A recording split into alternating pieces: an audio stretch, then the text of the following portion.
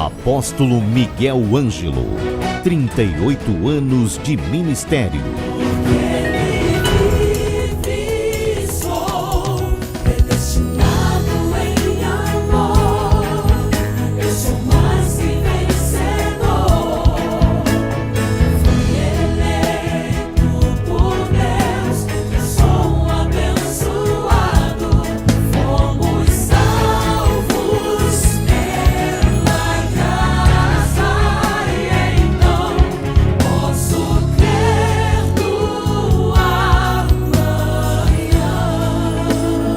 Programa Posso Crer no Amanhã.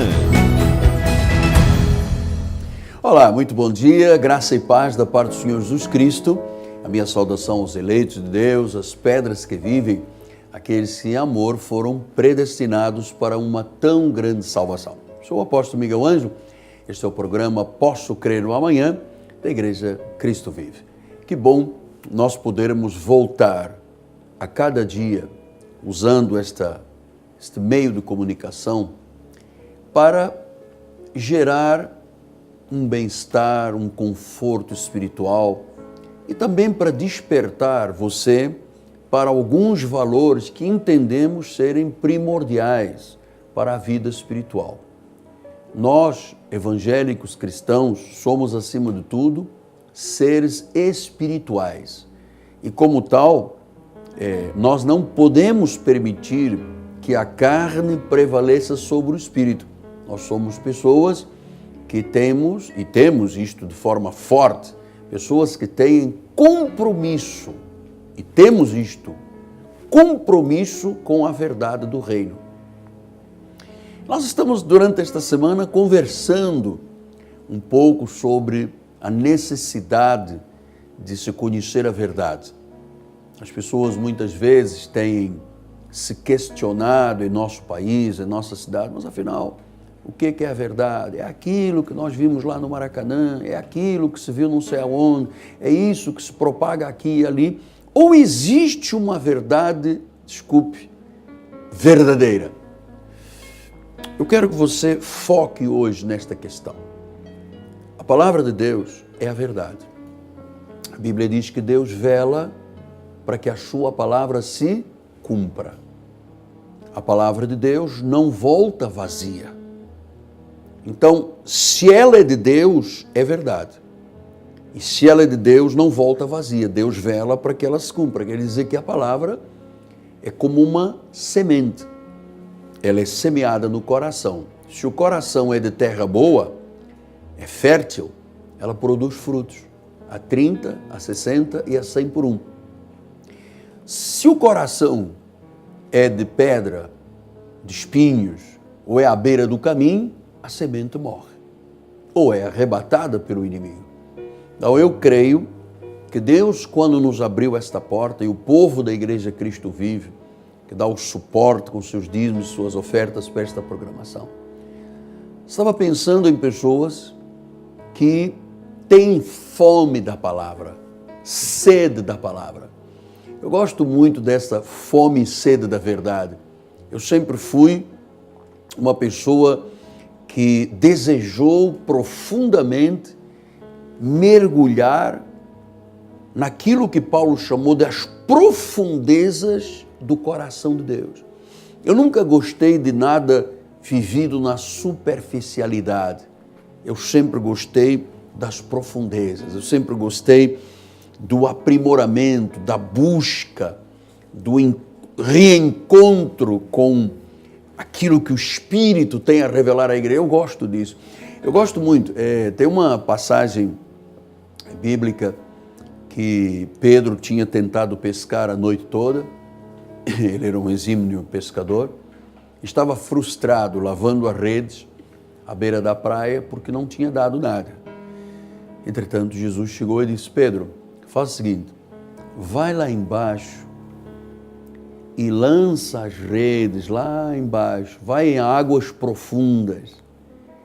E Pedro disse: olha, Senhor, eu conheço sobre pesca, não deu nada a noite toda, mas segundo a tua palavra, segundo aquilo que o Senhor está dizendo, eu vou fazer isso. botaram redes no barco, foram lá ao largo, as águas mais fundas e lançaram as redes. Eis que, surpreendentemente, havia tanto peixe naquele lugar, que os barcos quase afundaram a pique. Eles pegaram, foram muita quantidade de peixe. Por quê? Porque eles não ficaram na superficialidade. Meu amado, religião é uma coisa, cristianismo é outra. Cristianismo legalista é uma coisa, cristianismo legítimo, da graça de Deus, é outra coisa. É o que você precisa. Você sabe que durante muitos anos eu fui um pastor tradicional. Dizia o que todos dizem, fazia o que todos fazem. Até que um dia, numa angústia profunda, numa reflexão intensa, até quase que num estado de depressão profunda, eu perguntava a Deus: mas Senhor, cristianismo é isto que eu vejo aí? É uma troca, é uma barganha? Se você me der um carro, eu te dou isto. Se você me der uma casa nova, olha aí, Deus toma conta dos meus filhos, guarda a minha casa, olha o demônio para trás, o demônio para frente. Ou existe algum contexto que realmente justifique a morte, o sepultamento, a ressurreição de Cristo, o sangue derramado na cruz? Existe algo além daquilo que se vê e que se ouve? E Deus me disse: Miguel, isso que você vê não é mais nem menos do que um adulterar da palavra de Deus. Isso que você vê é mercantilismo da palavra. Isso é as pessoas acharem que a piedade é fonte de lucro. Isso é o que Pedro disse: fazem comércio de vós.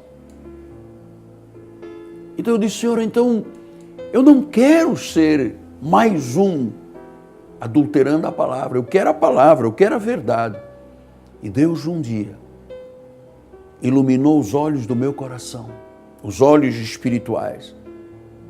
Diz que arrancou os véus do meu coração, arrancou as escamas dos meus olhos, limpou os meus ouvidos daquela cerilha da tradição religiosa, da lei de Moisés, de que o demônio entra, que o demônio sai, sai demônio, pomba gira, não sei o quê, do óleo e do sal. Deus disse: eu não quero nada disso, o justo viverá por fé. Isto começou em 1986.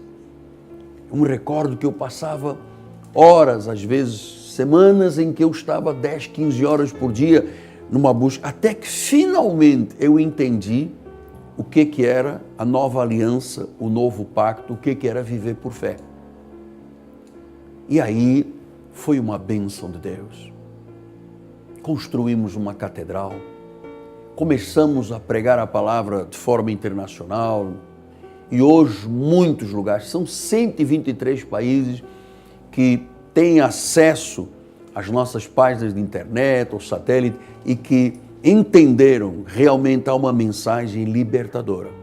Agora note que Paulo fala à igreja através de Coríntios. Ele disse no capítulo 4, rejeitamos as coisas que por vergonhosas se ocultam, não andando com astúcia, nem adulterando a palavra de Deus.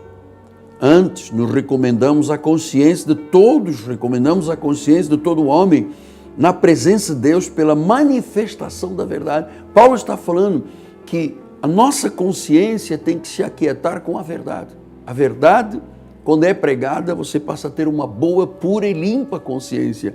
Enquanto não há verdade, não há consciência pura. Depois ele disse, mas se o nosso evangelho ainda está encoberto, é porque os perdem que está encoberto, nos quais o Deus deste século cegou os entendimentos dos incrédulos para que lhes não resplandeça a luz do evangelho da glória de Cristo, o qual é a imagem de Deus. Porque não nos pregamos a nós mesmos, mas a Cristo Jesus como Senhor, e a nós mesmos como vossos servos por amor de Jesus. Porque Deus disse, de trevas resplandecerá a luz. Ele mesmo resplandeceu em nossos corações para a iluminação do conhecimento da glória de Deus na face de Cristo. Então, este posicionamento de você dizer, não, eu quero a verdade na minha vida.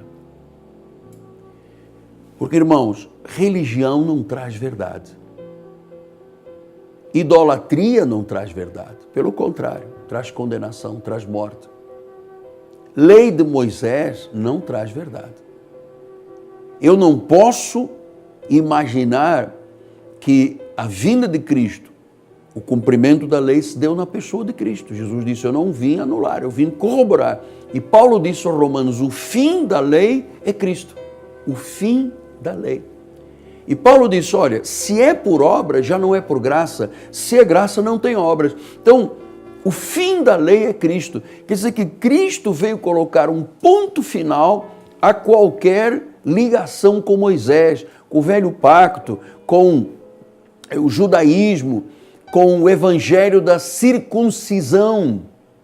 Paulo veio botar um ponto final. Ele disse, não, nós não podemos mais seguir Moisés. Nós temos que apostatar de Moisés. São palavras bíblicas do livro de Atos dos Apóstolos. Perguntaram a Paulo, Paulo, é verdade que você manda apostatar de Moisés? Ele disse, é verdade. Nossos filhos não têm mais que fazer a circuncisão do prepúcio? Não. Nós não temos mais que cumprir os 613 mandamentos? Não. Nós não temos mais que fazer sacrifícios, pagar o preço, jejuar, vigiliar? Ele disse, não. Então como é que o justo vive? Ele disse, o justo viverá por fé. Eu vou dizer, é muito mais comprometedora a vida com Deus quando se vive a fé do que viver dissimuladamente com inverdades e astúcias das coisas da lei. Porque a lei é o ministério de condenação e de morte, disse Paulo aos Coríntios. Quando a graça é um ministério de justiça, de vida e de glória para sempre. A lei de Moisés pereceu. Moisés, quando desceu do monte, ele vinha com um véu, porque a glória era tanta que as pessoas não conseguiam olhar para o seu rosto. Mas aquela glória desvaneceu, desapareceu. A glória da graça de Deus não desvanece. Ela se perpetua, ela é eterna. Por isso, nós podemos dizer com segurança, uma vez que eu tenha Jesus, eu tenho para sempre. Uma vez que eu fui perdoado para sempre. Uma vez que eu tenha unção, eu tenho unção. Pastor, e quem pode apagar o nosso nome do livro da vida? Eu vou lhe dizer uma coisa. Se um pecado meu, por mais feio que fosse, pudesse anular o sacrifício, o sangue derramado, para que serviria o sangue? Se fosse possível Satanás me tirar a salvação, qual era a garantia daquele que diz a Bíblia ser o Todo-Poderoso? Quem é que poderá me afastar do amor de Deus? Paulo disse isso, ninguém nos poderá arrebatar das minhas mãos. Jesus disse isso, perdão. Ninguém poderá arrebatar das minhas mãos as minhas ovelhas. Significa que há pessoas que não são ovelhas de Jesus, quem vive na prática do pecado.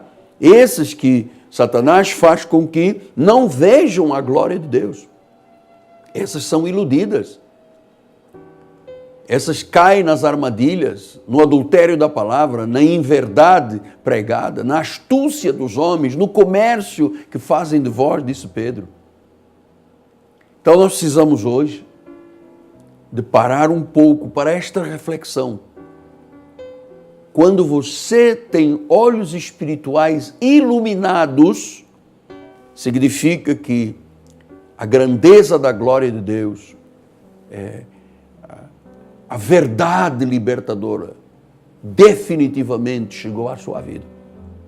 Você passa a compreender a herança dos santos, a riqueza da glória de Deus, o poder que Jesus teve e que ressuscitou Jesus dentre os mortos, diz a Bíblia Sagrada, passa a ser o mesmo poder que habita em nós. Claro que Satanás cega as pessoas para que elas não vejam esta grandeza de Deus. Tenham sempre medo de Deus, tenham sempre medo do inferno, medo da vida eterna. Você vê, muitas vezes o pregador, coitado, despreparado, ele diz: se Jesus vier daqui a um ano, quem é que está preparado e tal? Você tem um ano para se preparar. Mas se Jesus vier daqui a uma semana, você só vai ter 7 dias. Mas se Jesus vier amanhã, você só tem 24 horas. Mas se Jesus viesse hoje, e a maioria das pessoas, eu ficaria. Não estou preparado. Como se dependesse do homem o preparo. Então as tradições inverídicas dizem: não, você tem que entrar na igreja, você tem que ir à escola de catecúmenos, você tem que passar pelas águas, você tem que completar a obra que Cristo não completou. É absurdo dos absurdos. A obra de Deus é completa. Em João 19,30 disse Jesus: tudo foi consumado. Consumato est, tudo foi consumado. Eu não tenho que acrescentar, nem poderia acrescentar absolutamente nada à obra de Cristo, nem a palavra. Aliás, isso é maldição. Quem tentar acrescentar ou tirar é maldição. Então, quando se diz, por exemplo, de que só o batismo nas águas completa a salvação, está dizendo o quê? Que Jesus fez uma parte e nós temos que fazer outra. Quer dizer que a obra não está completa, depende do homem. Que Deus seria este? Quando você ouve dizer que Deus ama o sacrifício ao ponto de ver sangue nos joelhos das pessoas, a minha pergunta seria: então, mas Ele derramou o seu sangue e eu agora tenho que derramar o meu também? Quando eu vejo pessoas intimidando outras, ameaçando de maldição, a minha pergunta é: e o que diz Gálatas 3,13? Que Ele se fez maldição, Ele foi o nosso substituto, Ele se fez maldição em nosso lugar, para que nós, livres da maldição da lei, a Bíblia diz que não podemos mais ter parte com a maldição da lei. A lei é maldição, é ministério de condenação, ministério de morte, para que a bênção de Abraão chegue até nós. Você está entendendo? Então, você tem que conhecer o livro de Gálatas, que vamos estudar semana que vem aqui. Porque o livro de Gálatas é a carta magna da liberdade cristã. É a alforria que Deus deu ao cristão. Paulo disse isso em Gálatas: foi para a liberdade que Cristo vos libertou. Não vos submetais de novo a um jugo de escravidão. Foi para a liberdade. Não foi para a libertinagem, foi para a liberdade. Então, eu sou um homem livre.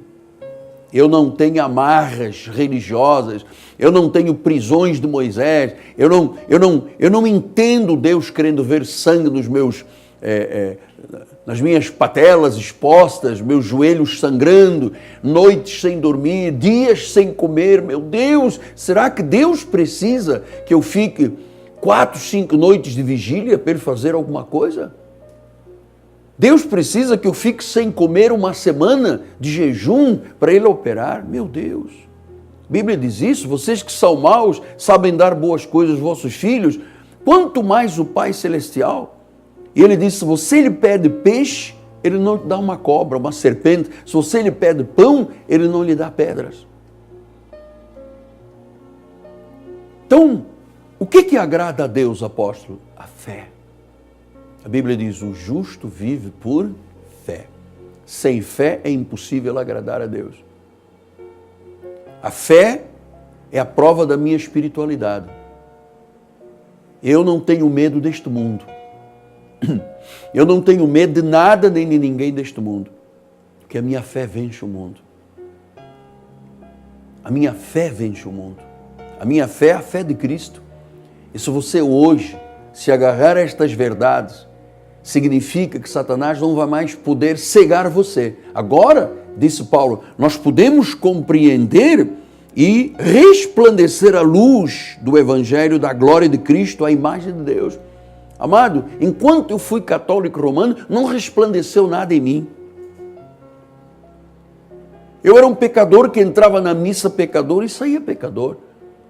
Não tinha havido absolutamente nada de mudança, de regeneração, de novo nascimento, enquanto eu fui religioso, católico, apostólico romano. Mas no dia em que esta palavra sensível veio ao meu espírito, que o meu coração se rasgou diante dele,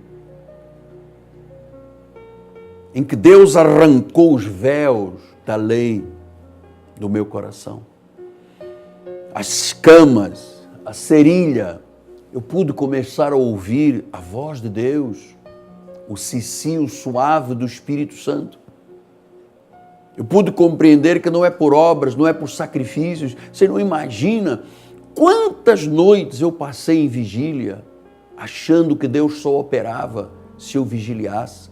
Você não imagina quantos dias ao longo da carreira, até conhecer a graça, eu fiz jejum.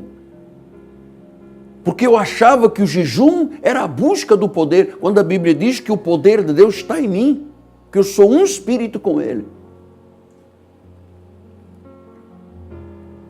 Então, a cegueira saiu da minha vida. A cegueira que é imposta por Satanás. A cegueira que é trazida por Satanás. Cega o entendimento. A pessoa não consegue compreender o que é verdade. Mas quando Deus age, amado, ninguém pode impedir. O profeta disse que ele ia mostrar coisas grandes que estavam ocultas e que nós não conhecíamos. Vou lhe dizer que nesse tempo de 1986 até ao dia de hoje, é que na realidade eu conheci e tive uma relação perfeita com Deus. Sem medo, confessando-lhe as minhas fraquezas, meus problemas, minhas angústias, que também as tenho, numa dependência total de Deus, porque eu sei que eu não tenho a capacidade de fazer isto sozinho. Se não for Deus agir, eu sequer posso pensar. A minha dependência dele é total. Eu também tenho sonhos, eu também tenho desejos, eu também tenho projetos, mas eu tenho acima de tudo temor a Deus de dizer: Senhor, se tu não fizeres, eu não serei capaz. Os meus olhos espirituais foram iluminados. Hoje eu compreendo a herança e a esperança dos santos. Amém? Hoje é quarta-feira e logo à noite, às 7:30 da noite, teremos uma grande noite de família. A boa família cristã. Os valores intrínsecos, bíblicos, intrínsecos à família. Eu tenho entendido que a profecia que Deus nos deu de 31 para dia 1º, que este ano nós seríamos conhecidos como famílias benditas do Senhor. Uma família bendita é uma família abençoada, onde os papéis do marido, da esposa, dos filhos, dos avós, onde há valores que dependem da atuação do marido dentro de casa, da esposa, da mãe, enfim, nós queremos que as famílias realmente sejam vistas como famílias benditas do Senhor. Esta noite, a boa família cristã. O que a Bíblia fala sobre isso? Eu quero deixar-lhe este convite para você conhecer a Igreja Cristo Vivo. A catedral está aqui na Rua Maricá, 320, no bairro de Jacarepaguá. Esta rua é paralela a Cândido Benício, próximo do BRT da Pinto Teles e da 28DP. 7:30 da noite. Temos um telefone, 30 17 90 90. Ligue para nós, temos bispos, pastores, conselheiros que podem ajudar muito você, em nome de Jesus. Bem, amanhã voltamos, estamos nos despedindo. Eu quero agradecer a Deus porque Ele me dá esta oportunidade de ser um profeta para a vida de muita gente. Quero agradecer a Deus por fazer programas de profecia, programas proféticos que ajudam a esclarecer o entendimento espiritual. Agradecer ao povo da Igreja Cristo Vivo que dá o suporte para esta programação. A todos aqueles que vão telefonar para colaborarem com o nosso programa, por favor, ajude-me a manter esse programa no ar. Obrigado à minha equipe de televisão, obrigado ao governo da igreja. Meu nome é Apóstolo Miguel Ângelo. Minha amada esposa Bispo Roxana, nós dizemos graça e paz. E não se esqueça, a verdade é libertadora. A verdade tira as escamas dos olhos, a cera espiritual dos ouvidos e arranca os véus do coração. A verdade está com a sua vida. Graça e paz, em nome de Jesus. Até amanhã. Leve a Cristo Vive com você no seu smartphone ou tablet. Fotos, mensagens, informações e a nossa rádio e TV web 24 horas online. Assista nossos cultos com transmissão ao vivo. Cristo vive com você em qualquer lugar. Disponível para baixar nas lojas de aplicativos iOS e Android.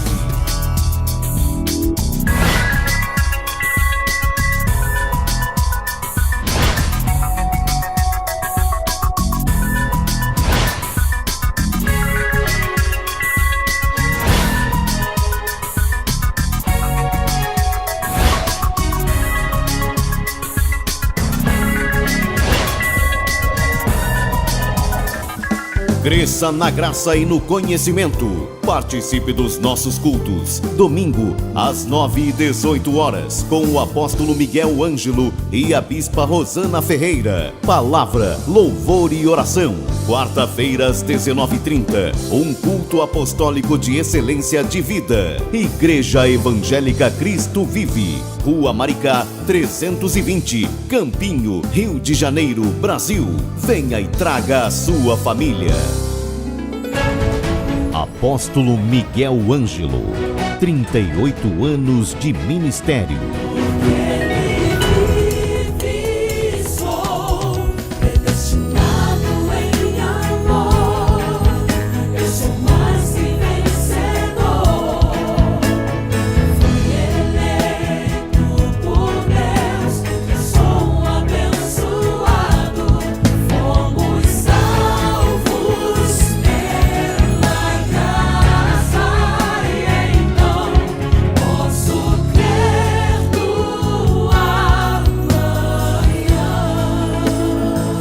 Programa Posso Crer no Amanhã.